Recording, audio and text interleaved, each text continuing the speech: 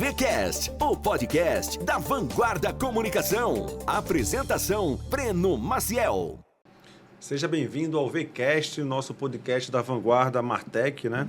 Que nós criamos para falar de marketing, gestão, inovação, dividir um pouco com vocês aí conteúdos de qualidade com esses empresários amazonenses que fazem acontecer aqui na nossa cidade. Estou com o meu co-host aqui, Leonardo Marcel. Para mais uma, hein? 43º programa. 43º. E hoje o programa está um peso pesado, ainda bem que eu sou forte aqui para segurar tá aqui. Para esse lado de lá, né? Eu tenho que equilibrar para fazer um pouco para esse lado.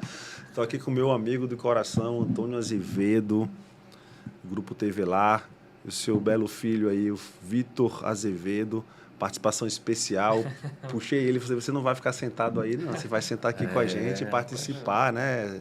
Uma honra aqui estar recebendo vocês para esse bate-papo, Tonico. Eu acho que a gente ganha muito quando a gente compartilha, né, com os outros nossos aprendizados, nossa vida. Isso aqui é realmente um espaço para a gente estar compartilhando, né, os nossos aprendizados. Eu acho que a gente tem um pouquinho a aprender aí com o nosso amigo. Breno, é uma alegria estar aqui no VCast, né? Um programa aí de podcast aí de empreendedorismo, de marketing, de negócios. A gente tem um pouco de experiência, né? Eu digo sempre assim, olha, eu já trabalho há 50 anos, né, de carteira assinada. Então, a gente acumula Botox experiência. Tá em dia, hein? A gente acumula experiência nessa trajetória, né? E estamos aí para compartilhar com o teu público, né, a nossa experiência, um pouquinho do que a gente já fez e tem feito, né, aqui na nossa cidade, nas nossas empresas. Eu sempre digo que empreender, né, é um ato também de amor, porque você que empreende, você está gerando, primeiro, dignidade, porque você vai ter que ter colaboradores, parceiros, né? E é muito difícil você sair da sua zona de conforto, né? Normalmente, muita gente, e meus colegas também de faculdade, normalmente estudam para concurso público, né? Para ter um bom emprego, para ter estabilidade. Ter segurança, né? Para ter segurança. Mas você empreender é arriscar também, né? E principalmente para quem está começando. Precisa ter muita coragem e muita disposição. O Vitor é o filho mais velho, né? Ele estava mais ou menos nessa situação, muito tempo fora, né? Empregado, estava confortável, de vir para uma zona de desconforto aqui. Vem passar esse calor, né? Vem empreender também, né? Então, a gente está nessa virada aí para a terceira geração, mas vamos iniciar aí o programa aí com as suas colocações, as suas perguntas. E aí, Vitão? Eu queria dizer, agradecer pelo espaço de eu também estar aqui. Eu estou aqui, como o papai falou, estou nesse crash course, né? nesse intensivão, desde que eu voltei para Manaus, de empreendedorismo. Estou totalmente fora da minha zona de conforto, figurativamente e literalmente também, porque esse calor não é fácil, né? Eu sair de Nova York para vir para cá é um desafio em si, só em si já é um desafio. E eu estou aprendendo muito, assim, só de estar dentro do Grupo TV Lá e abrindo também a minha própria empresa. Então, é um intensivão, como é que chama? Uma imersão, né, cara? Uma imersão de alta velocidade, assim. Hoje está na moda, né? Mentorias, imersões, a gente chama de comprar acesso, né? Eu até gosto desse lance, porque antigamente você conhecer um empresário, você ter acesso a alguém, era uma distância hoje muito grande. Até que você tivesse dinheiro, você não conseguia frequentar os mesmos ambientes que muitos empresários. E hoje, com essas mentorias, essas imersões, você consegue comprar acesso, você consegue estar junto de empresários de sucesso. E você teve a oportunidade, né? Está tendo a oportunidade de estar grudado aí no monstro aí do empreendedorismo amazonense. Sou a sombra, né, dele.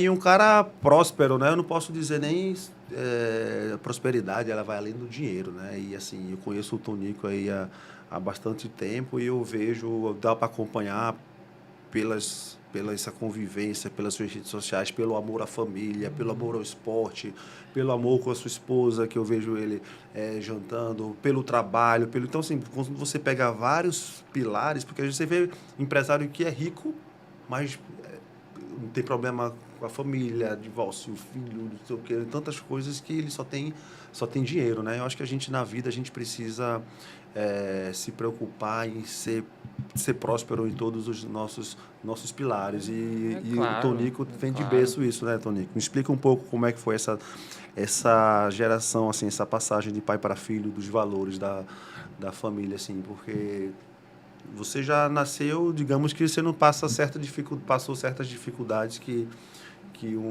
uma pessoa que sai de baixo, assim, ou passou. Eu queria conhecer um pouco mais a tua história, assim. Tá bom. É interessante a pergunta. É como toda empresa familiar, né? Eu nasci, na realidade, eu não sou fundador da empresa. Eu já sou segunda geração. Mas eu tive o privilégio de ter trabalhado com meu pai durante pelo menos uns 45 anos. 45 anos de aprendizado, porque, veja bem, a empresa nasce com um dono, né? E o dono, ele faz o que ele quer. E a característica dele, realmente ele se fez porque ele começou do zero e construiu um grupo empresarial. Mas no início, normalmente o empreendedor, ele não pensa no que vai dar aquilo que ele está empreendendo. Ele tem que se dedicar energia, né? Amor naquilo que ele faz e dedicação, 99% de transpiração e 1% de inspiração. E, na realidade, ele sempre trabalhou muito, né? O trabalho era a tônica dele, de domingo a domingo. Até os últimos dias ele... Até os últimos dias. Ele trabalhou, pelo menos aí, ele morreu com 84 anos, ia fazer 85. Mas ele trabalhou aí pelo menos uns 70 anos dessa trajetória dele, né? Desde 1950, ele faleceu em 2018. E a empresa, ela era um filho que ele tinha. E ele se dedicava assim, e por isso mesmo era muito centralizador. Mas todos os valores da empresa vêm da minha bisavó, que criou ele. Praticamente ele ficou órfão de mãe e a minha bisavó praticamente teve que, para criar ele, a minha tia teve que lavar roupa para fora. E nisso motivou a empreender. Ele começou trabalhando como empregado, né, numa empresa que não existe mais, chamada Antônio M. Henriques e Companhia Limitada. Era a antiga Mundo dos Móveis, os mais antigos talvez conheçam. Você não é daqui, você não é também do seu tempo. Né? Nem se eu fosse daí. Nem que você fosse daqui. Mas ele trabalhou como empregado durante um período. Depois, o dono da empresa resolveu fechar a oficina, que ele era funcionário na oficina. Ele dava o pós-venda, fazia o pós-venda nas radioeletrolas. Fechou a oficina, aí dali nunca mais ele trabalhou como empregado. Ele pediu como indenização as ferramentas de trabalho e ele montou a oficina dele. Com isso, ele se motivou para construir uma empresa, era uma oficina inicialmente, e com o advento da Zona Franca, ele começou a importar, né, televisores. Não tinha televisão aqui do jeito que a gente conhece, emissora de televisão. Mas como era a Zona Franca e o país era fechado à importação, os turistas vinham aqui para comprar televisores. aqui se pegava a emissora da Venezuela, mas muito fraco, o sinal era muito fraco, mas o pessoal comprava televisores. Então, por isso o nome da TV Lar, né? TV Lar, é importadora porque importava, TV porque era o Principal produto. o produto principal. Carro-chefe. E limitada, né? TV Lar, e tinha o primeiro slogan, TV Lar vende, instala e dá garantia. Vendia a TV, Olha que interessante, hein? instalava antena externa, porque naquela época tinha Tinha que ter antena. antena externa, era UHF, aquelas boca de lobo, e dava o pós-venda. Ou seja, ele começou antes no pós-venda. Então, para ver no marketing, né, a credibilidade do cliente. O cliente já tinha uma credibilidade, porque ele tinha uma clientela. Ele prestava serviço a domicílio consertando rádio eletrola. Naquela época era a válvula. Então, ele teve essa sacada. Abriu a Zona Franca comercial na década de 60. A TV Lar é de 1964. Portanto, esse ano nós completamos 60 anos. Né? E na época da Revolução. E foi quando houve o advento da Zona Franca também. Então, ele importava do Panamá os produtos. Ele já tinha oficina e agregou também a venda dos produtos. Vendia e dava o pós-venda. Ele ganhava muito dinheiro era no pós-venda. Porque naquela época, Breno, você comprar um televisor, hoje é comum, qualquer um tem em casa. Mas eram poucas as famílias que tinham televisores em Minha casa. mãe fala que na vizinha dela chamava para elas assistirem lá. Aí a sentava TV todo mundo. ficava na sala, aí os vizinhos iam, ficavam na janela.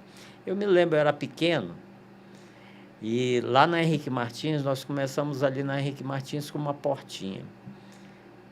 Depois a loja foi se ampliando, foi se agigantando, construiu aquele prédio que tem lá. Mas eu me lembro que de O noite... senhor fala do lugar atual, onde é a sede onde hoje? é importadora na TV Lar, na Henrique Martins.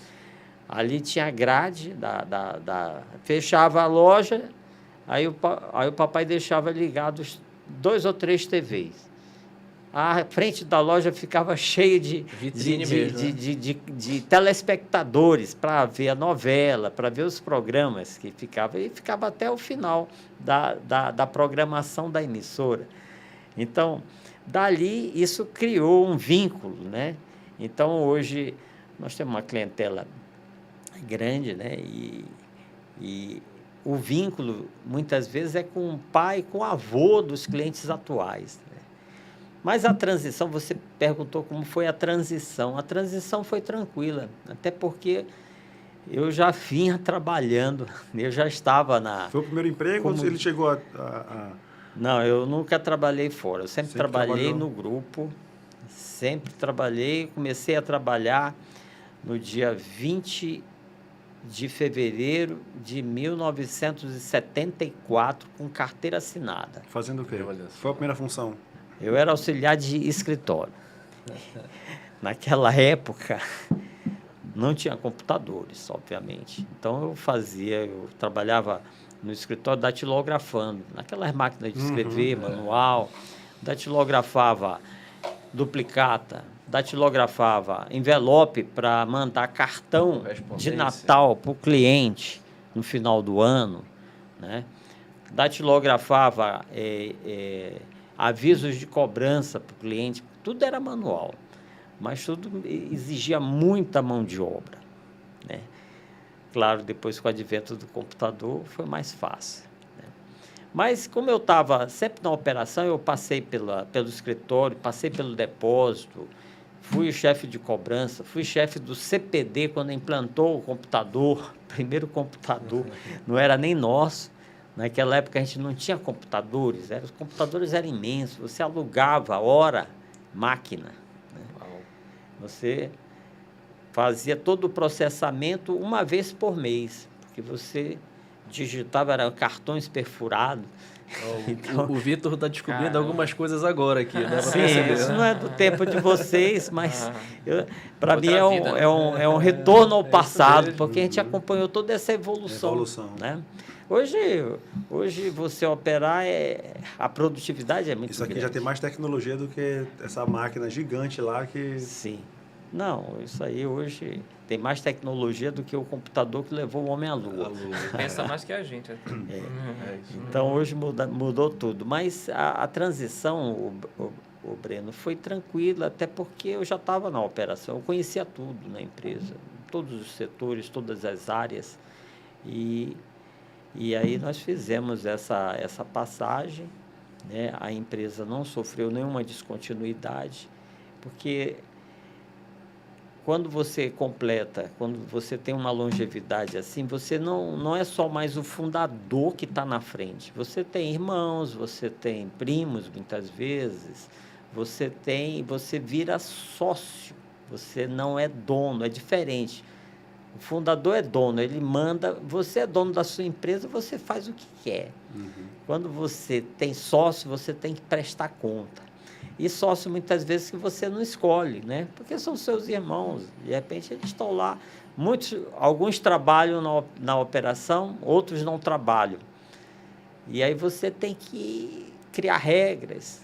Como é que é a governança disso? Então, aí começa a complexidade desse ecossistema empresarial. E você tem que começar a pensar. Você tem uma empresa, uma lojinha, tudo bem. O bolso direito é o mesmo do esquerdo. Às vezes você tira, né, da sua empresa para pagar uma conta pessoal, alguma coisa assim. É muito comum, mas depois que você ganha um certo tamanho, aí você não pode mais fazer isso. Você começa a profissionalizar a empresa quando você separa as tuas despesas pessoais da empresa, das despesas da empresa. Então, o caixa é diferente, não é o mesmo bolso, de jeito nenhum. Você pode ter o prolabore no final do mês, ou uma distribuição de lucro, mas tem que ficar bem claro isso. E aí, quando você tem sócio, né, aí você tem que prestar conta também. Como é que você organiza isso? E quando uma empresa gera outra empresa, que foi o nosso caso, na TV Lá surgiu a TV Lá Motors, né, que está crescendo, está aí. Também saiu o Manaus Plaza Shopping. E aí você tem que ter gestores também. Antigo TV-Lândia Mall, né? TV-Lândia Mall, veio do tempo do boi, né?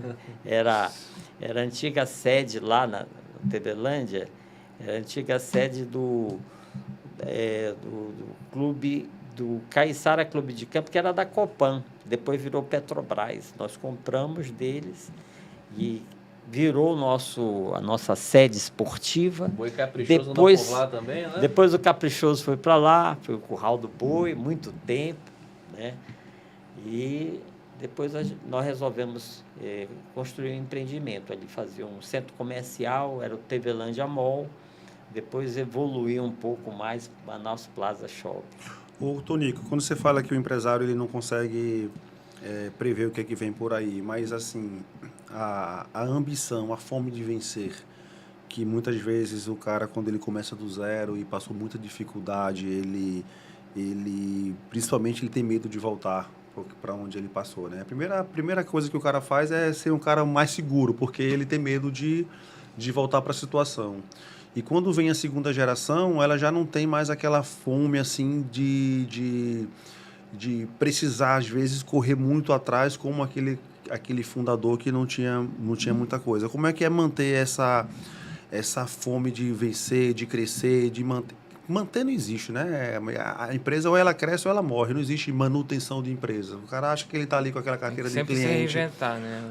Enquanto tu tá com aquela carteira de cliente ali achando que tu tá abafando, vai ter um carinha que tá começando do zero ali do lado, com fome, com ideia diferente, com gás, abrindo loja, tudo.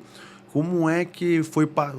Tu foi treinado? Até o Flávio Augusto, ele falou agora sobre isso, eu escutei isso na palestra dele também, que às vezes a gente como fundador, a gente fica pensando em, eu vou fazer meu filho pegar ônibus, fazer ele sofrer para ele poder criar, e não é. Ele fala que às vezes o cara ele nasce como o príncipe, ele já nasce sabendo que ele é príncipe, né? Então, ser treinado para isso. Cara, você já não é mais o cara que passava necessidade. Você já nasceu filho de um cara que já tem uma rede, o Vitor hoje já... Isso é um dos grandes desafios da uma empresa empresária, a sucessão, né? Tem sempre aquele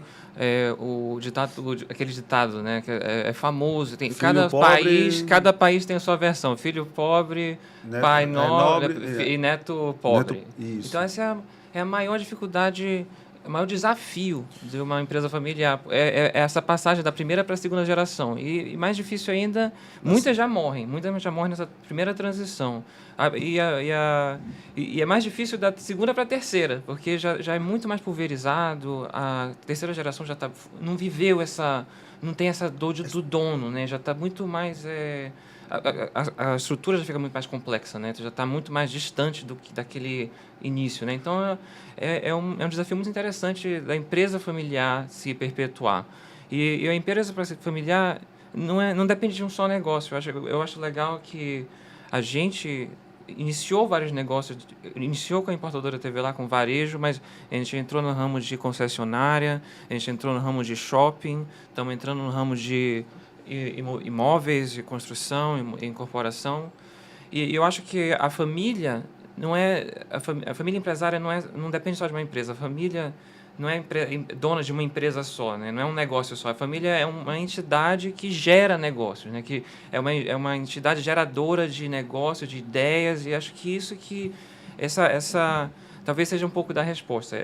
Não pensar na família empresária como um negócio apenas, mas como essa plataforma de geração de novas ideias, de novos negócios, de novas oportunidades, né?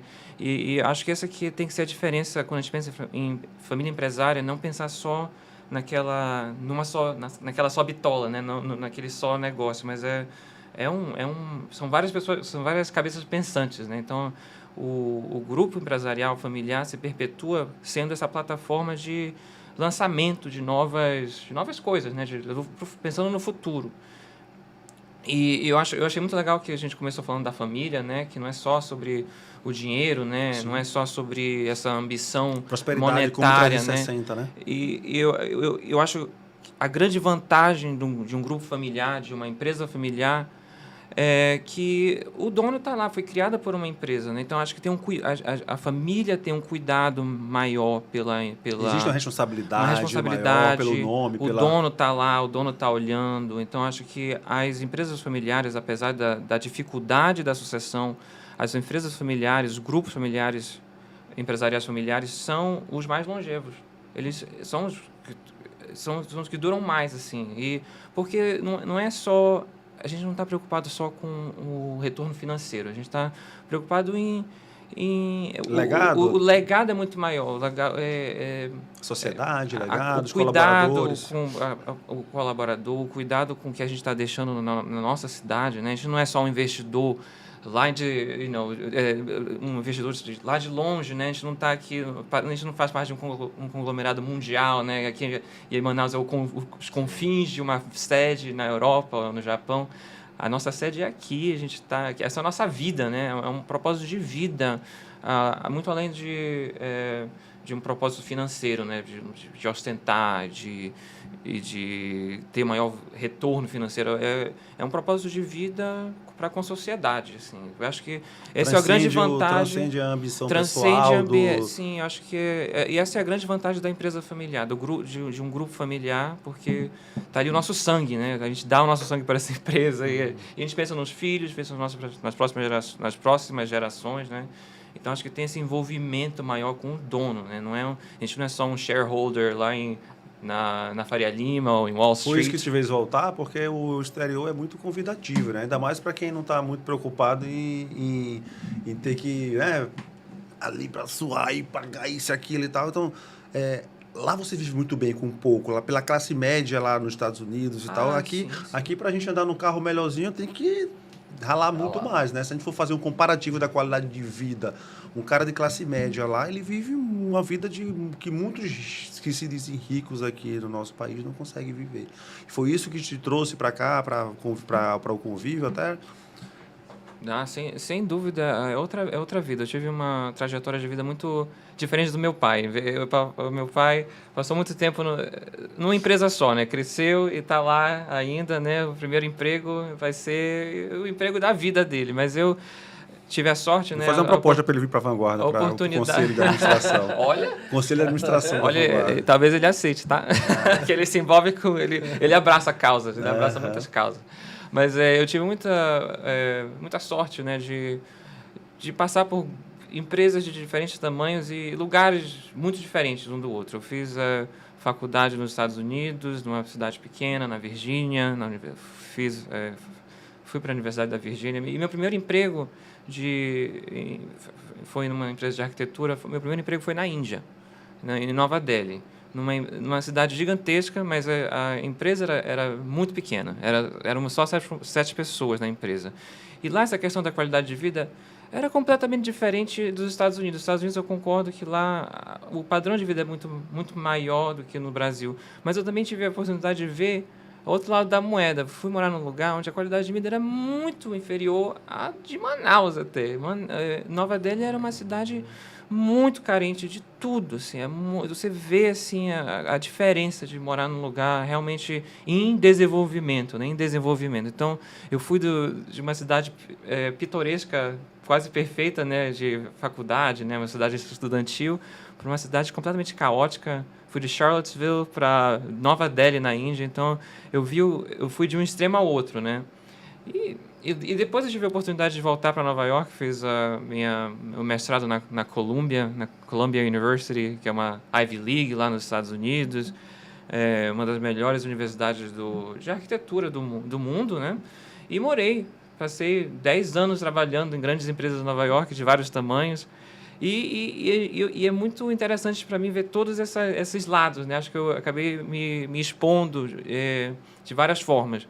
E acho que toda essa bagagem me enriquece e me fez assim, ter essa curiosidade de voltar para Manaus como adulto, né? Depois de passar por cidadezinha, Charlottesville, na Virgínia, Nova Delhi, na Índia, depois Nova York, foi muito também a segunda casa Nova York até hoje.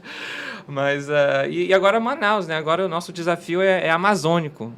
E eu sempre tive esse senso de responsabilidade para com o Grupo TV lá, assim. Acho que eu tenho, acho que a minha vantagem competitiva é de ter tido esse background tão diferente, assim. Eu passei por empresas de arquitetura, empresas de imóveis, passei pela WeWork, empresas grandes, pequenas e conheci muita gente, né? Eu tive muitas experiências e acho que ter isso, assim, e trazer um pouco dessa visão, dessa experiência para o grupo, não só para o grupo, né, mas para Manaus, assim, eu acho que enriquece não só a empresa, mas enriquece a sociedade, assim. Eu acho que a gente fala muito da fuga dos cérebros, né, não querendo me vangloriar, mas eu acho importante quando ocorre essa volta, né, então dar um pouco de volta o que a gente recebeu. Inclusive, Manaus vai ganhar um presente aí, né, quem passa pela frente ali do Manaus Plaza Shopping já consegue perceber ali que tem uma fachada nova sendo desenvolvida ali, né? Esse projeto aí, ele contempla ali uma fachada, um retrofit, mas o interior do shopping está sendo mexido também. O que o pessoal pode esperar aí?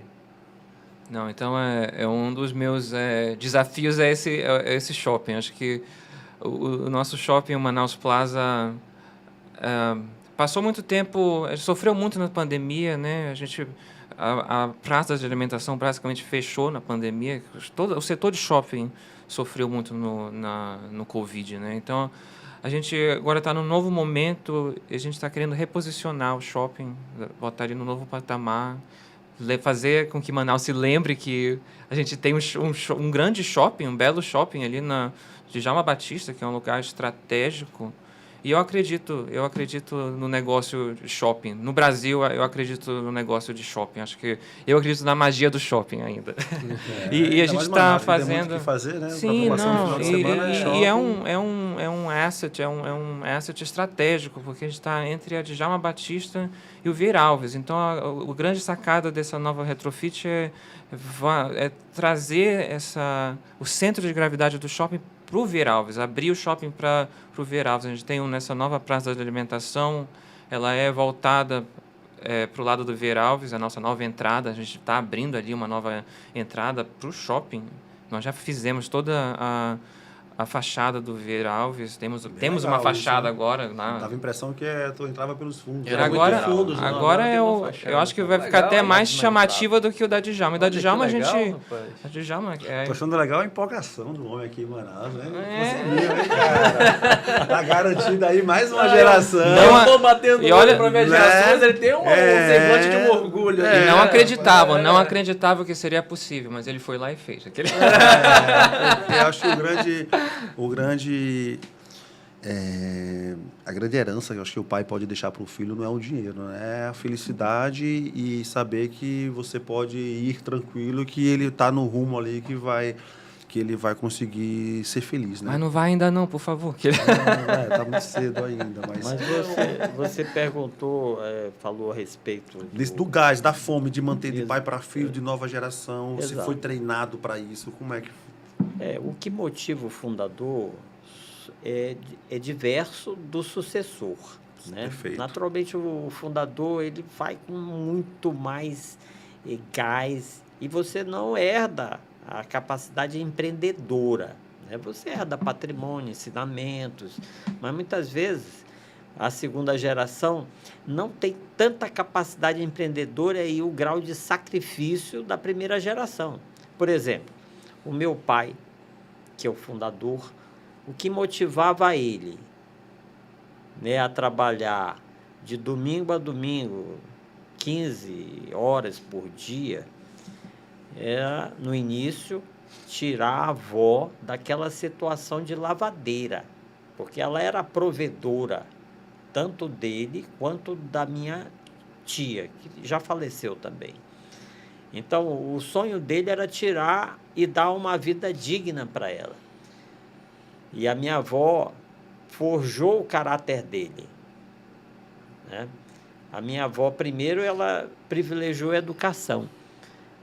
Então, ela possibilitou que ele fosse estudar num colégio particular. Naquela época, era como hoje eu mandar o Vitor estudar nos Estados Unidos, né? Eram poucos que tinham condição de proporcionar um estudo de mais qualidade. E ele foi estudar no Dom Bosco. Só ele, a minha tia não. Ela foi para o Doroteia. E foi um começo de, vamos dizer assim, de uma virada na família. Quando o Vitor foi para os Estados Unidos, eu disse para ele, e eu escrevi isso no nosso livro lá, tem um livro, a segunda edição da história a saga de um imigrante português, que a gente conta a história do meu pai e da própria empresa. Eu digo, olha, Vitor, tu é o membro da terceira geração mais velho. Para você estar indo para os Estados Unidos, começou com a tua bisavó, trabalhando como lavadeira. O teu avô, né, que empreendeu e deu condição para que eu pudesse te mandar para os Estados Unidos, porque nem eu pude ir, né? Eu bem que queria. Ele queria. Eu bem que queria ter estudado também, de ter tido essa oportunidade, mas não tive, até porque ele não tinha condição ainda. Mas eu pude fazer isso por ele. Então, o que motivou aquela garra inicial do fundador é exatamente isso, que perdurou até o final da vida dele, porque ele poderia estar aproveitando, mas é aquele condicionamento, né? De economizar e de investir. Todo empreendedor, os que são bem-sucedidos, eles sabem que faturamento não é resultado. Uhum. A minha bisavó tinha 2 ditados que falava para o meu pai, que influenciou toda a vida empresarial dele. Primeiro ditado que ela falava assim, meu filho porque, apesar de avó, foi ela que criou ele. Ele era órfão. Dívida a gente paga, nem que tenha que comer palha. Ou seja, a integridade. Você para construir alguma coisa longeva, você tem que ser correto nas suas transações. Estratégia a longo prazo. Porque você tirar vantagem, você vai tirar vantagem no curto prazo. No longo prazo, você não vai se dar bem, né? O negócio só é sustentável se for bom para todos. E você tem que ser correto com os clientes, com os funcionários, com os fornecedores. Dívida a gente paga nem que tenha que comer palha. Isso ela ouvia dos pais dela, minha bisavó, lá em Portugal. E ela, de tanto falar isso para ele, forjou. E tanto é que o meu pai sempre falava, se a gente não paga no dia, a gente paga na véspera. Ou seja, a empresa tem que ser íntegra. Porque tem empresa, Breno, que o dono é rico, mas a empresa é pobre e é cheia de dívida. No nosso caso, não. Primeiro a empresa. Aí o papai falava assim, primeiro a empresa, depois a empresa e depois a família. Mas eu sempre fiquei revoltado com isso. E depois eu vim entender, e ele complementava, porque se a empresa for bem, a família vai bem. Agora, se a empresa não for bem, a família desagrega. Desestrutura. E tem um ditado português que diz que casa que falta pão, todos brigam e ninguém tem razão. Vai deixar de pagar os teus funcionários para ver o que acontece. Vai deixar de ter o sustento da família. A esposa pedir para trazer o pão e o leite, você dizer que não tem dinheiro. Então, Foi um ditado, foi da palha. Qual foi o segundo? O segundo ditado, que também faz parte, que isso faz parte do modus operandi de investimento da própria empresa durante 60 anos.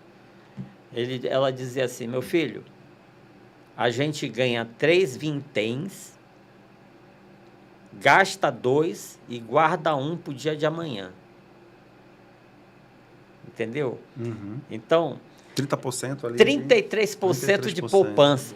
E a gente sabe que na nossa empresa, durante muito tempo, tudo que se ganhava se investia na empresa. Uhum. E normalmente quem vai empreender acha que eu ganhei 50 e gasta 60. Como é que fica a continuidade da empresa? Como é que ela vai crescer? Como é que ela vai se expandir? Então, isso acabou fazendo parte da cultura nossa empresarial, entendeu? E aí, eu, de tanto ouvir isso também, eu praticamente assimilei essa cultura. Então, não foi muito diferente de manter, né, trabalho bastante, mas não tanto assim como ele, porque ele dizia assim, que o pessoal gostava de futebol, gostava de tomar cerveja, e domingo ele gostava de ir para o escritório, ficava mais à vontade, não tinha ninguém, ele ia ficar lá, trabalhando, planejando, era a vida dele, fazendo a agenda dele. Ele dizia que gostava disso, né? Uma ética de ele trabalho, não precisava mais, ele não precisava mais fazer isso. Mas aí você entrou naquele assunto. Aí são os compromissos que a empresa tem. O compromisso social, moral, ele participava de entidades. O papel do empresário, depois de um certo tempo, ele passa a ser espelho, ele passa a ser assim um exemplo. E no nosso grupo, a gente, embora não seja uma empresa grande, tem empresas maiores, mas a gente quer, né, ser uma das melhores empresas, não somente para trabalhar, mas uma empresa também em termos de correção, em termos de exemplo, né? O impacto que você faz, né, na sociedade, na vida das pessoas. Você não tem ideia do que é abrir uma loja num município longínquo do Amazonas. Na pandemia, eu inaugurei quase 29 lojas. Durante a pandemia, o pessoal estava fechando loja. Tinha uma que o Vladimir levou a gente para fazer a propaganda, que estava em, acho que é a linguagem lá do Tabatinga. Lá em São Gabriel da Cachoeira. O Tabatinga também tinha, também tem. E aqui um parênteses bem rápido aqui, o grupo teve um papel muito bonito assim, né, nesse período difícil aí que todo o empresariado, como enfim, a sociedade de forma geral passou na época da pandemia. O Grupo TV Lá teve ações muito legais, assim, né? Tem Manaus mais humana, né? Que a gente participou. Você fez parte dessa corrente do bem, porque as pessoas normalmente são assim, né? Tem o problema e você é parte do problema. Aí eu digo, não, nós não podemos ser parte do... Até pelos nossos valores. Um dos nossos valores é a espiritualidade. Nunca vi valor como esse em nenhuma empresa. Mas eu fiz questão de colocar espiritualidade como a base dos nossos valores, são 8, né? Aí, mas por que espiritualidade? Aí uns falavam religioso, não é religiosidade, é espiritualidade, é algo maior. Eu acho que congrega tudo, porque o americano coloca lá na nota de $1, In God we trust. Não sei se você já viu, mas está lá escrito. Ou seja, uma nação que não tem Deus no coração é fraca. Uma empresa que não tem uma base dessa, então isso foi, vamos dizer assim, uma infraestrutura, uma fortaleza, um alicerce para vencer uma coisa totalmente desconhecida. Ninguém sabia que era pandemia, tinha gente morrendo do nosso lado, tinha funcionário falecendo, e aí nós vamos ficar reclamando, nós vamos ficar trancados em casa. Eu não fiquei em casa nem um dia. Eu fui trabalhar todos os dias, mesmo estando proibido, mas como a gente vendia material de construção, passou a ser até bem essencial, eu ia para o escritório, às vezes eu ia só, não tinha ninguém, os funcionários estavam em casa. Nessa época nós fizemos seguro para todos os funcionários. Olha que interessante. Todos. Todo mundo segurado. Então. Todos segurados. Faleceram 3 ou 4 funcionários no grupo todo. E toda a família ficou segurada, né? Recebeu seguro, auxílio funeral. Graças a Deus, até hoje a gente mantém isso. E aí, nós resolvemos ser parte da solução do problema. Aí veio a intuição de criar uma campanha via CODESE, né? A Manaus Mais Humana, que a Vanguarda, abraçou, e a gente fez uma corrente do bem. Entendeu? A gente fez uma corrente do bem, foram milhares de cestas básicas que a gente distribuiu, até o finado Stanley, né? Contraiu o Covid também nessa época e acabou falecendo, mas nós fizemos a nossa parte. Importamos 20 mil máscaras, naquela época não tinha máscara, ou 200 mil máscaras, foram 200 mil, e fizemos uma distribuição, 50% para os nossos funcionários, 50% eu mandei para todos os municípios, doando para os hospitais, que estava faltando esse tipo de proteção, porque era fundamental ter máscara, né? Então, a empresa, ela é uma empresa amazônica, nós temos DNA amazônico, nós somos daqui, eu acho que nós temos um compromisso com a terra. Como você falou no início, né? Não é só ganhar dinheiro, porque isso é fácil. Tem muita gente que ganha mais dinheiro, tem muito mais lucro, mas o exemplo, é o impacto que você tem, são os papéis que você exerce também na sociedade. Participo de entidades de classe, né? No CODESE, eu fundei o CODESE com o objetivo de pensar a cidade para 20 anos na frente. A nossa economia, ela é muito fragilizada, porque depende de um projeto de desenvolvimento, que é a Zona Franca de Manaus. Todas as empresas dependem desse projeto. Então, nós tínhamos que diversificar, e a ideia era isso também, através do CODESE, criar outras matrizes, e a coisa está andando. A gente tem aí a Associação Comercial, CDL, Federação das Indústrias, a gente tenta participar, no Hospital Beneficente, ou seja, o empresário não é somente na sua empresa, você tem outros papéis que são relevantes. Tem muitas cadeiras, né, na cidade hoje que tem uma plaquinha lá com o seu Antônio Azevedo, né? A gente vê aí que o senhor está presente em vários lugares aí, né? E o meu pai era mais ainda, impressionante que ele estava em todas as entidades. Mas ele gostava, ele era proposital pelo network ou ele gostava mesmo de... Não, ele gostava de participar. De ser útil. De ser útil, porque na vida a gente está aqui só de passagem, né? Sim. a empresa, os negócios, é uma forma de você, naturalmente, participar. E você, quando você está à frente de uma empresa, você tem uma responsabilidade muito grande. Não é só o governo, né? Porque muitas vezes o governo até atrapalha, né? Mas você, como empresa, você tem um impacto na vida das pessoas muito grande, não somente no salário que você paga no final do mês, né?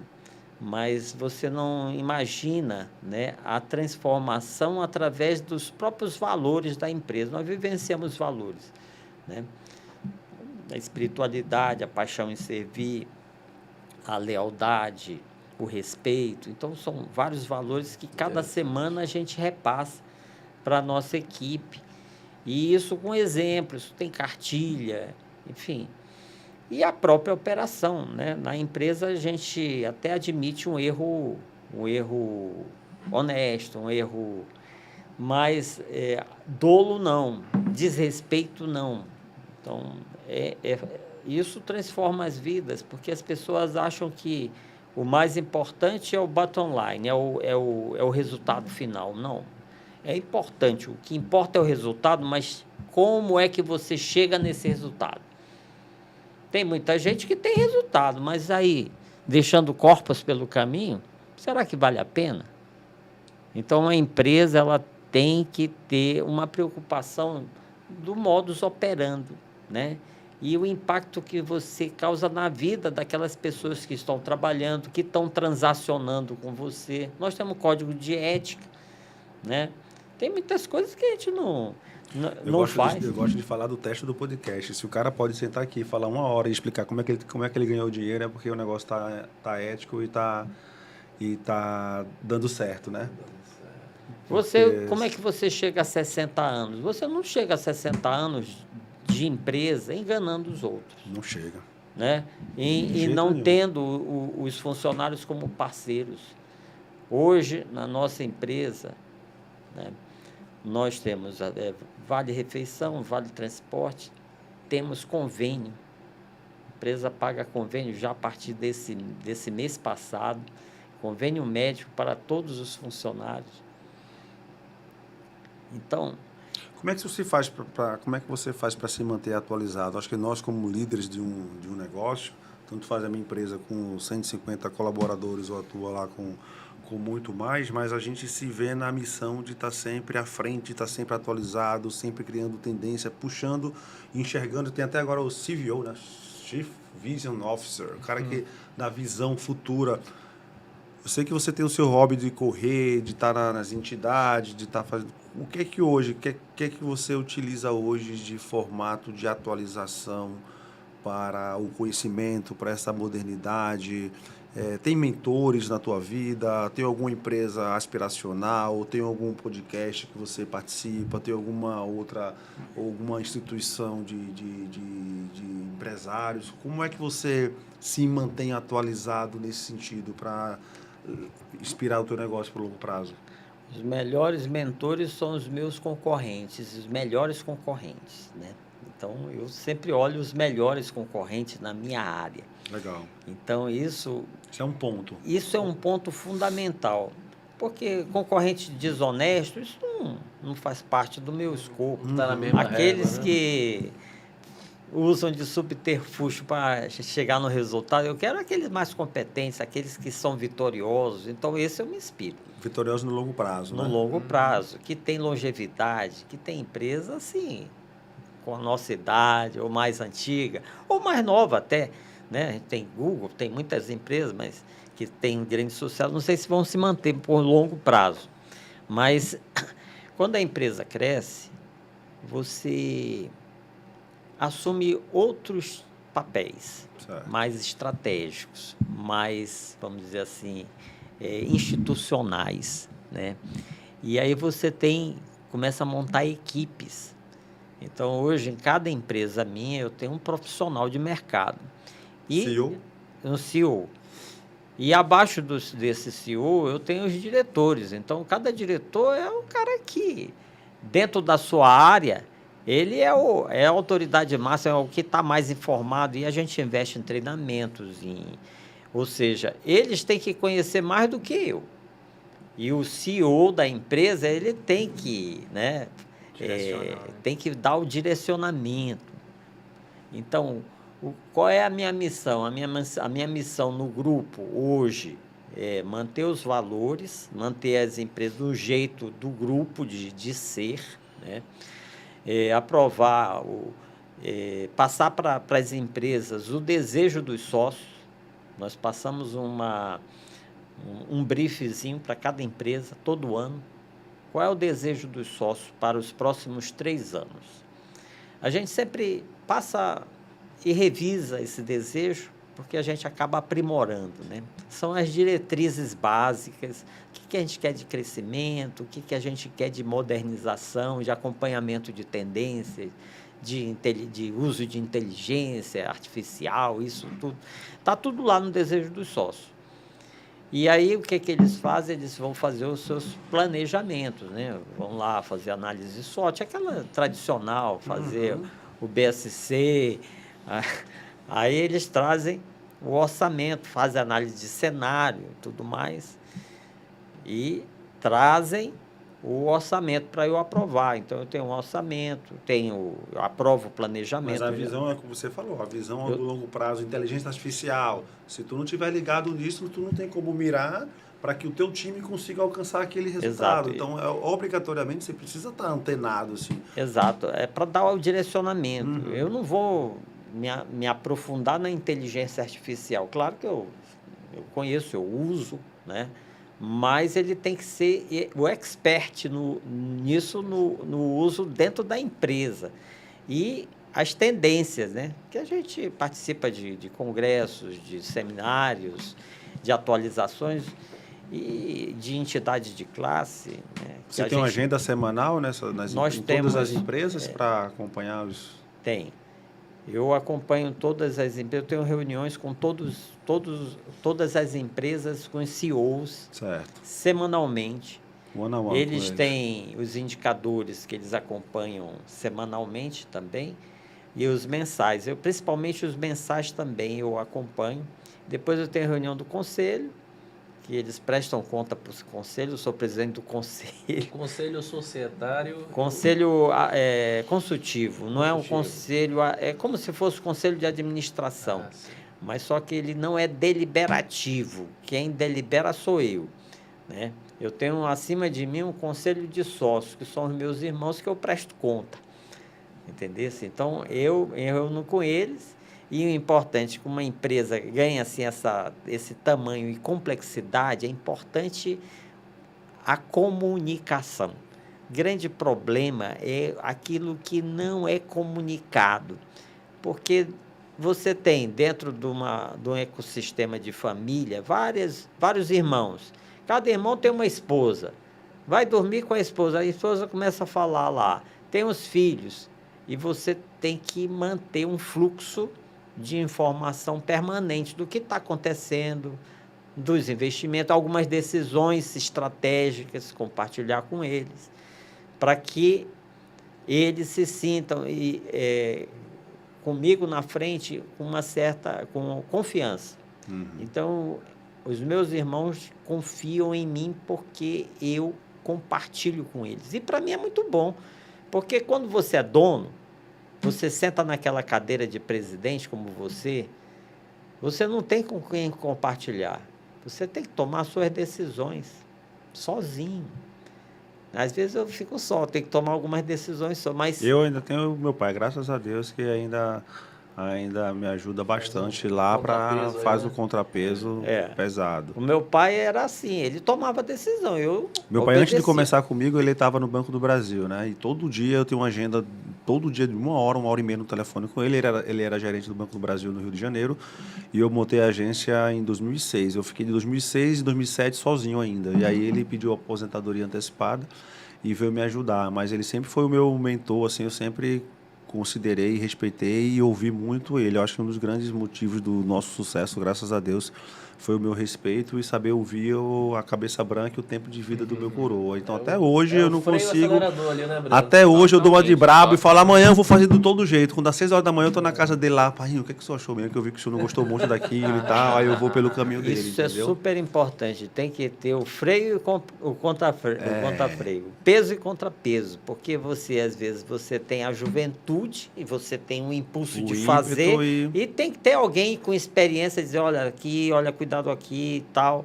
Andar um pra passo te- maior que a perna. E né? aí vem o equilíbrio, por quê? Porque às vezes a gente não quer seguir a mesma trajetória do meu pai, eu não sou um clone dele. Então a vida que ele seguiu e ele fez, se eu seguir realmente exatamente o que ele seguiu, eu vou ter a vida que ele teve. Aí tu tem que entender, será que é isso que eu quero? Ou será que eu tenho que pegar um pouco disso, mas eu preciso arriscar um Mas pouco isso é também bom, isso para é- poder criar minha trajetória? Eu acho que isso é uma tem que ter vantagem, responsabilidade assim, na hora de decidir e dizer sim ou não, entendeu? Eu também não vou dizer, pai, tudo aqui tá...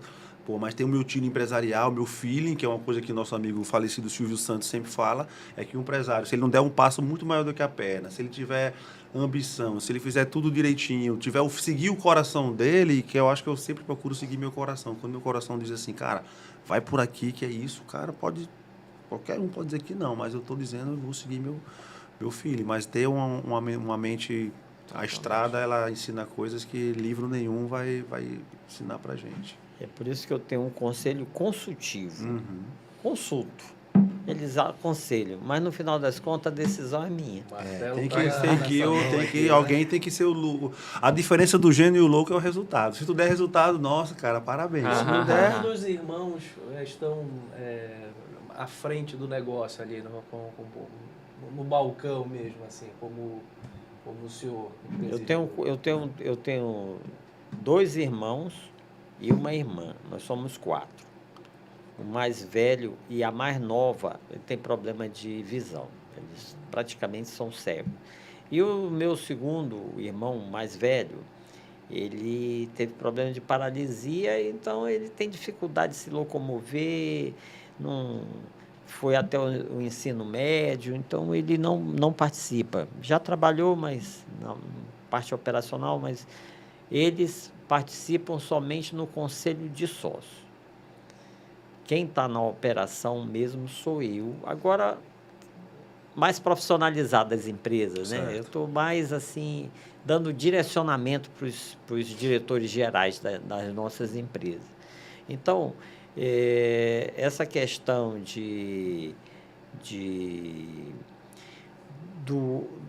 da família estar na gestão, nós estamos agora experimentando a terceira geração. O Vitor vamos dizer assim, hoje, praticamente, ele abdicou toda a vida dele lá dos Estados Unidos.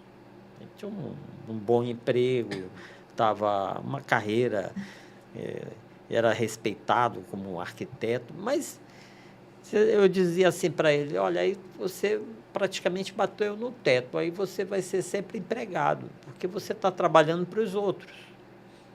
É confortável, você não tem tantas preocupações, mas aqui eu preciso que alguém dê continuidade, né? Nós temos o que a gente chama de acordo societário, que tem regras de entrada, né?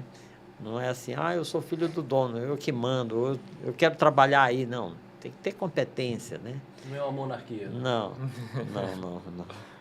Ele pode ter lá a participação societária, a participação no resultado, tudo bem, quando pagar dividendo, recebe normal, tudo direitinho, transparente. Mas para trabalhar é um outro tipo de papel. Você tem que ter competência, senão a empresa se prejudica também. Né? Então, para concorrer num determinado cargo dentro da empresa, o cara tem que ser bom. Eu tenho lá um sobrinho, um primo que está lá na área de marketing, mas é um funcionário como outro qualquer. Ele pode ser sócio, mas ele está lá no papel de funcionário. E ele é muito bom naquilo que ele faz. Operacionalmente, ele está lá, né, trabalhando. Então, essas regras são muito importantes porque, eu digo assim, a família ela cresce na proporção geométrica, né? Ela começa com 1, depois 4, depois vem 10, depois vem 50. Verdade. A empresa não, ela vai crescendo aos poucos. E não dá para agasalhar todo mundo. Então, Agora, o Vitor está numa missão de cuidar, de gerir o family office, os investimentos da empresa, mas também olhar para a terceira geração. Ele é o mais velho da terceira geração, então tem uma experiência, uma vivência internacional, né? Está se familiarizando com o ambiente aqui, com as empresas, está aprendendo, está do meu lado ali, mas é fundamental que a gente cuide, né, dessa continuidade e educar também a própria família. Saber quais são os papéis, de onde vem o dinheiro. Né? Ele tem um salário grande, não tem um salário alto, mas espera aí, mas ele trabalha. E não é tão alto assim, não. Claro que não. É proporcional ao mercado. É proporcional. Dá um pouquinho só a mais, 10% a mais aqui. Né? Aí você diz assim, mas eu sou sócio. Tudo bem, você é sócio, então a sua participação societária você vai ter quando distribuir o lucro. Então, teve lucro, recebe. Não teve. E ter a preocupação também de direcionar a terceira geração para outros negócios, né? Para ter uma carreira solo ou desenvolver outros negócios, ou seja, criar competência na empresa de não depender de uma única empresa. Hoje nós temos 3. Tá surgindo a 4ª aqui com ele, né? Uma incorporadora. Tem um outro filho que está no ramo de moda. Então, acaba sendo assim um ecossistema também de ajudar e dar suporte à própria família de empreender para não depender somente de uma empresa, senão ela não vai ter condição de sustentar o luxo mundo, né? dos netos, dos bisnetos. Mas não tem essa capacidade. Por mais que o seu Azevedo tenha segurado esse luxo, né? Que ele segurou até, né? Ele segurou uma o vida luxo, simples, uma vida franciscana, simples, exatamente. E o Tonico herdou um pouco isso, né? Eu sou bem comedido. Tá bem... Você sabe disso e acaba assim, às vezes é uma questão de cultura também. Exato. Você não aprendeu a ser assim... E que precisa aparecer mais é o teu negócio, né? Não é vocês, né? Exatamente. Assim, acho que a loja tem que estar bonita, tem que estar em pontos bons, pontos caros, aluguéis e estrutura, tudo. É porque se isso vai bem, a gente vai bem também, né? Cara, é questão de negócios, prioridades, né? São questão de prioridades. E é sempre aquela questão da visão do longo prazo, cara. Nada se conseguir passar essa visão do longo prazo por geração, até porque é impossível você acompanhá-los eternamente. Uma hora a gente sabe que a lei natural da vida você falou isso. O legado mais importante é você passar esse ensinamento. Exato. Entender? Se incorporar isso na família. Porque a família, ela se renova. Porque você casa com uma pessoa que não é da mesma cultura, não foi criado no mesmo estilo. Às vezes a pessoa vem com outra mentalidade. Sim, de outro país até. Achando... Eu tenho um filho que tá casado com uma americana, né? Então, ele não conviveu, não participou dessa cultura familiar. São desafios diferentes, porque né? cada família tem uma característica. Cada empresa tem uma característica.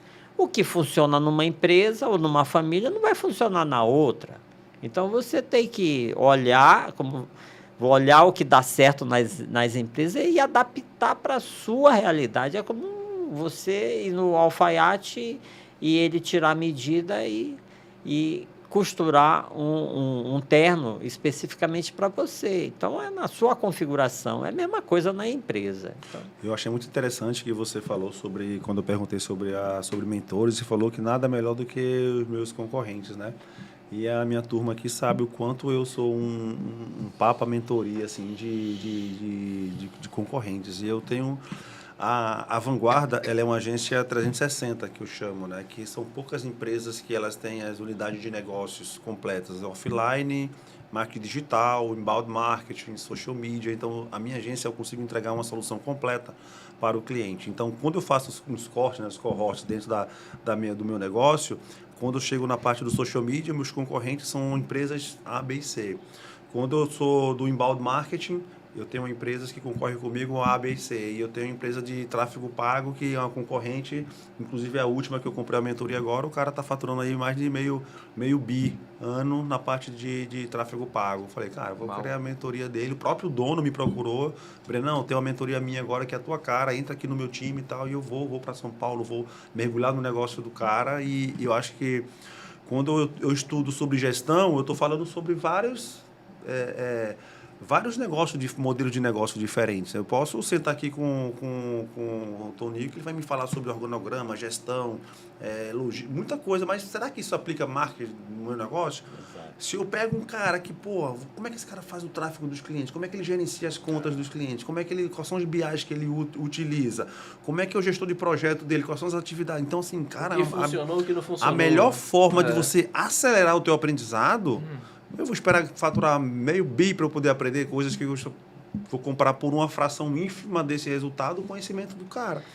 Então, isso é um grande acelerador. E eu acho que as empresas estão hoje com a globalização, aí, com a internet, com tudo, acho que eles estão mais acessíveis a ensinar outras empresas, né?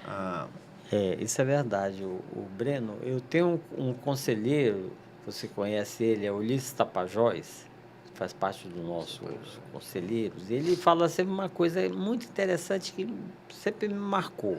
Ele diz o seguinte: a melhor consultoria é você pegar um avião e fazer o benchmark com quem faz melhor. Quem é que faz melhor? Você vai lá ver como é que ele faz. Pode vir um consultor que for, às vezes o consultor é teórico, ele está tudo bem, é importante a teoria, mas na prática, quem fez e que teve sucesso, vá lá ver como é que é. Nós temos um grupo, a gente chama de Grupo Estratégico de Varejo, que são empresas regionais, não concorrentes, porque não estão na mesma região, né? Martinello, Delta Sul, Zema... Então, estão espalhadas no Brasil todo. São mais ou menos 10 empresas. Empresas assim do nosso porte. E a gente vê o que eles fazem de melhor. A gente faz uma reunião a cada mês. E tem um determinado tema. Como é que você faz isso? Aí, o tema é logístico. Aí vamos ver aí as soluções. Qual é o WMS que você usa e tal. Aí quem faz o melhor... Aí você vai lá e muitas vezes tem as visitas técnicas. Você vai lá ver como é que ele faz. Aí você aprende. Aprende muito rápido. O e-commerce. Aí tem uns caras que são craque, tem uns meninos ótimos lá de e-commerce. Vamos ver lá. E você vai lá e aprende também. Com a ferramenta. Exatamente. Então, assim, eu sou um cara que eu não... Benchmark. E eu sou humilde de chegar pro cara e falar, cara, eu admiro o teu trabalho, você está muito na minha frente, você tem acessos que eu não tenho, está localizado em locais que eu... Qualquer curso que a gente vai fazer aqui, primeiro que eu odeio online. Eu odeio fazer curso online. Tenho um TDAH altíssimo, assim, não consigo me concentrar. Eu, para ler uma página, minha mulher sabe que eu vou e volto 300 vezes, porque aí eu já tiro insight, daí já perco onde é que eu estava, eu já volto. Eu pego o avião e vou embora. Aí eu desligo o celular e fico concentrado, assim. Então, é difícil a gente ter que toda hora viajar e fazer curso aqui. Manaus, ele não proporciona cursos de marketing digital. E hoje melhorou muito, né? A gente pedia um profissional de tráfego pago aqui, um profissional de inbound marketing, ninguém nem sabia o que era. Hoje está muito mais fácil a gente conseguir profissionais no marketing digital. Então, a minha escola sempre foi olhar para fora. Eu nunca achei o meu concorrente aqui, de não menosprezando o Manaus, mas eu sempre quis buscar um pouco a régua, subir a régua um pouco lá para fora. E é isso que eu tenho feito aí com a Vanguarda, que é isso que eu provoco o meu time para estar fazendo. Ontem mesmo, não foi? Eu joguei no grupo geral da empresa, 150 pessoas, falei, pessoal, comprei uma mentoria e tal, quem tiver a fim de aprender, o cara pode ser social media, ele quer aprender tráfego, quer aprender para evoluir e aumentar mais o seu conhecimento, clica aqui nesse link e participa. Então eu não forço ninguém, não. Eu só boto assim, quem quiser alguma coisa com a vida, entra nesse link. Quem não quiser, não tem problema nenhum, mas não é nenhuma pressão, não, é só uma forma de motivar. Quem quiser achar que sua vida tá boa, não precisa clicar nesse link, mas quem quiser alçar novos projetos, ganhar um pouco mais de promoção e subir na vida, clica nesse link, arrasta para cima e participa aqui com a gente. E eu vou provocando a galera para estudar, porque eu acho que só o conhecimento, o dinheiro que a gente não ganha é o conhecimento que a gente não tem. E quando você vai e promove uma pessoa assim que participou, outro fica dizendo, poxa, eu não tive oportunidade, mas também não fez por onde merecer. Não fez por onde. Então, assim, ninguém coloca o revólver na cabeça da gente, né, Tonico? Todo dia de manhã para a gente evoluir, crescer, abrir loja e tal. A gente tem que se automotivar, irmão. E sou eu e Deus aqui, vamos embora. As pessoas esperam que a gente fique toda hora puxando e, cara, não tem não. Se tu não... E é engraçado que são seres humanos, às vezes, que são criados igualzinho tudo, mas tem ambições e perfis e tudo totalmente diferente. E tá tudo bem, o cara tá feliz ali do jeito dele, eu não tô para julgar ninguém, não. Eu não me acostumei nem fico feliz com... Eu acho que a vida proporciona tanta coisa boa porque a gente não pode ir lá usufruir, conquistar sabe? Eu acho que o pior cara não é aquele que não tem as coisas, é aquele que não tem inveja de quem tem e finge normalidade de não ter. Que, eu não quero isso e tal. Mas eu gosto do cara que não tem, mas que ele é grato pelo que ele já conseguiu. Eu acho que a gente sempre tem que ser muito grato pelo que a gente já conseguiu. Eu quero muito mais, mas eu sempre olho assim, cara, eu saí do zero, era vendedor de loja, olha onde é que eu tô, tal. Muito obrigado, Jesus e tal, agradeço. E no outro dia eu parto para cima e eu quero mais. E eu nunca deixo de ser grato, porque a gente sempre não pode esquecer onde a gente veio, onde é que a gente conseguiu conquistar. Mas é aquilo que eu faço.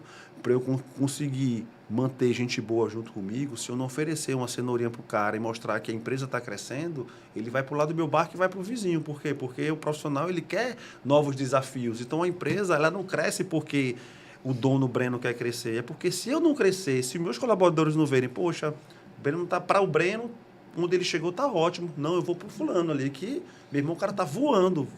Aí, daqui a pouco, quando tu não vê, tu não tem talento, tu não tem cliente, tu não tem tecnologia, tu não tem nada. E o que tu achava que tu estava mantendo, tu não mantém.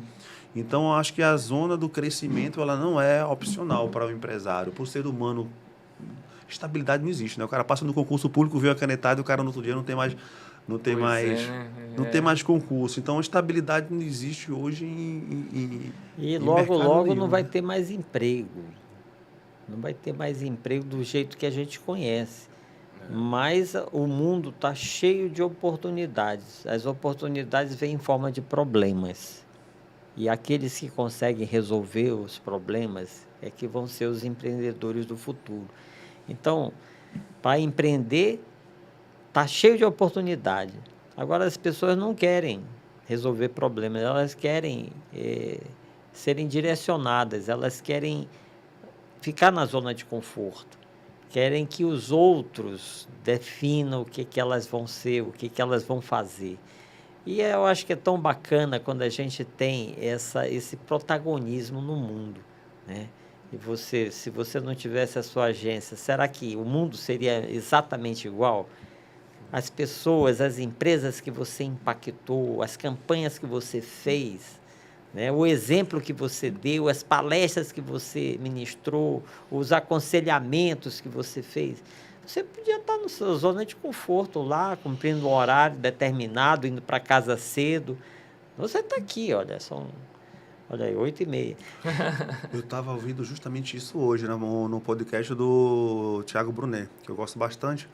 E ele estava falando isso. Se a gente quer saber se a gente está certo, pergunta se tu ganhasse hoje $1 milhão, amanhã tu faria $1 milhão, vamos aumentar um pouquinho, vamos botar $100 milhões aqui nessa mesa. Se você ganhasse $100 milhões, amanhã você faria o que você está fazendo hoje? E eu me vi dizendo assim, cara, eu faria. Eu não tinha coragem de ligar para um cliente meu e dizer, cara, ganhei na loteria, eu fiz alguma coisa e te vira com o teu marketing, te vira amanhã com o que tu vai fazer aí, que eu estou fora, ou com meus colaboradores. Então, assim, eu acho que eu estou no caminho certo, porque se eu me vi na situação e, cara, amanhã eu estaria do mesmo jeito, aumentaria a sede, eu investir em mais tecnologia, compraria mais acesso, porque eu acho que a diferença da gente... O negócio, ele acontece na mesa que a gente senta. E eu acho que em Manaus, graças a Deus, eu tive a oportunidade de estar sentado em ótimas mesas, com ótimos empresários, que é o patamar que eu consegui chegar hoje. Então, será que eu chegar em São Paulo e tiver acesso a oportunidades com outros níveis de profissionais, de empresários, será que a mesma coisa que eu faço aqui eu não conseguiria fazer lá? E o que difere é o jogo que eu estou jogando?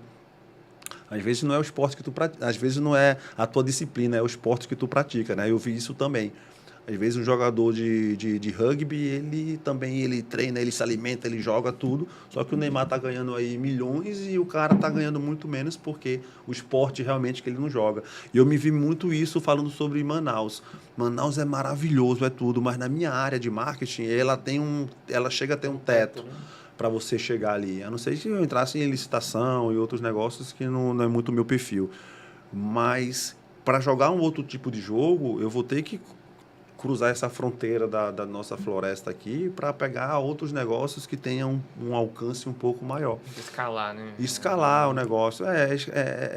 Eu sempre penso muito mais no negócio do meu cliente do que no meu negócio. Eu não gasto quase nada em tráfego, porque eu não estou preocupado muito em pegar muitos clientes. Eu estou preocupado muito em fazer os meus clientes crescerem e eu crescendo organicamente. Então, eu acho que essa foi uma das receitas do sucesso da Vanguarda a longo prazo, aí, com quase 20 anos já de empresa. Eu comecei com 24 anos de idade e a gente conseguir ter clientes a longo prazo, né? O LTV é o que faz, como você falou, a carteira que começou lá no teu pai, que vendia a TVzinha para aquele cara que anotava no caderninho. Até hoje, os descendentes já ainda continuam comprando. O que faz uma empresa crescer é essa durabilidade, né? Essa recorrência, é você atender um cliente, atender bem, ele continua, vem o outro, porque você ganhar e perder cliente, você não sai do lugar e o mercado é finito, né? Quantos CNPJs existem aqui?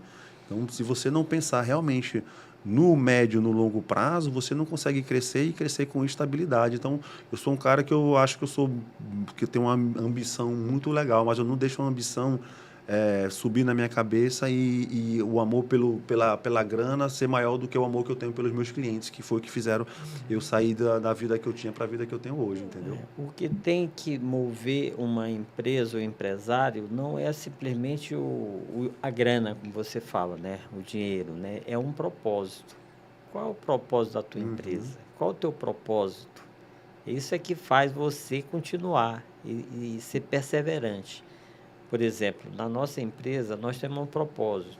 Está lá estampado, né? Ajudar as pessoas a viverem melhor. A minha operação tem que ajudar todos os stakeholders a viverem melhor. De que forma? Através dos nossos valores, através do nosso trabalho. Ah, mas o meu trabalho, será que impacta? Impacta, depende de como você faz. Então, eu sempre falo o seguinte, Bruno. Uma empresa é uma grande plataforma de você fazer o bem. Como é que você faz o bem? Faça tudo com amor. Tudo que você fizer, pensando no impacto que isso vai dar, né? Positivo e sendo íntegro, fiel ao teu propósito. Se você não for, tudo aquilo que você constrói pode ruir. Quando você tem aqueles valores lá na parede e você flexibiliza aquilo, você está rasgando aqueles valores. Então, acho que o principal papel do empresário, do líder, do presidente, do CEO, daqueles que mostram o caminho, é a integridade. Integridade é aquilo que você acredita, aquele seu propósito, porque isso vai levar as pessoas na dificuldade ou no sucesso para onde você quer. Seu Antônio, e como o seu Azevedo construiu uma imagem aqui em Manaus, assim, era muito presente, assim, teve lá seu Azevedo, né? E, obviamente, ele construiu o legado dele, que está aí, a gente quase não viu uma percepção, uma diferença quando o senhor assumiu, então, a presidência do grupo, porque isso foi feito de forma muito tranquila, assim, aparentemente, para quem vê de fora. Natural, né? Como é que o senhor gostaria de ser lembrado? Qual é o legado que o senhor gostaria de ter deixado para quando as pessoas houver uma passagem natural desse bastão, as pessoas, assim como hoje a gente lembra do seu Azevedo, como é que o senhor gostaria de ser lembrado? Bem, eu gostaria de ser lembrado de uma pessoa que seja coerente com aquilo que está pregando, né? Aquilo que você acredita, o teu propósito. E a gente sempre é lembrado pelo fruto, né? Você quer conhecer a árvore, veja o fruto. pela obra que você faz, pelas realizações que você faz, por onde você passou. Então, eu quero ser lembrado pela história da própria empresa, porque lá é a tua criação, é onde você se realiza profissionalmente, é onde você tem a tua identidade. Eu sempre digo para os meus colaboradores, vocês agora, aqueles que entram, né? Vocês ganham um sobrenome, vocês não... Vai ser o Raimundo da TV Lar, vai ser o Luiz da TV Lar. E cada um de vocês representa uma grande família, porque você está representando, o presidente está representando a senhorinha que serve o café. Porque se você comete algum deslize, eles vão dizer assim, não foi a dona Terezinha, foi a TV Lá que me tratou mal. Não foi o vendedor XY, não, foi a TV Lá que me enganou. Então, eu quero ser lembrado pelas obras. Eu faço a minha obrigação, faço a minha parte, né?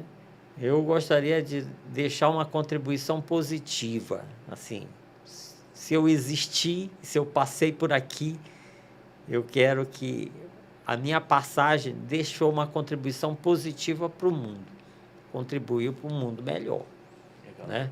Quando a gente fez aquela campanha me moveu, porque tinha um propósito de ajudar as pessoas, sair de uma situação de desespero, de fome. Tinha muita gente, né, que não tinha esperança. E nós juntamos força com outras pessoas também, né? E é isso a nossa missão. Nós estamos aqui de passagem, né? Nós somos meros coadjuvantes num trabalho maior, divino. Então, a gente tem que fazer a nossa parte bem feita, para depois, quando a gente chegar numa idade mais avançada, né? Eu ainda estou no meio do caminho,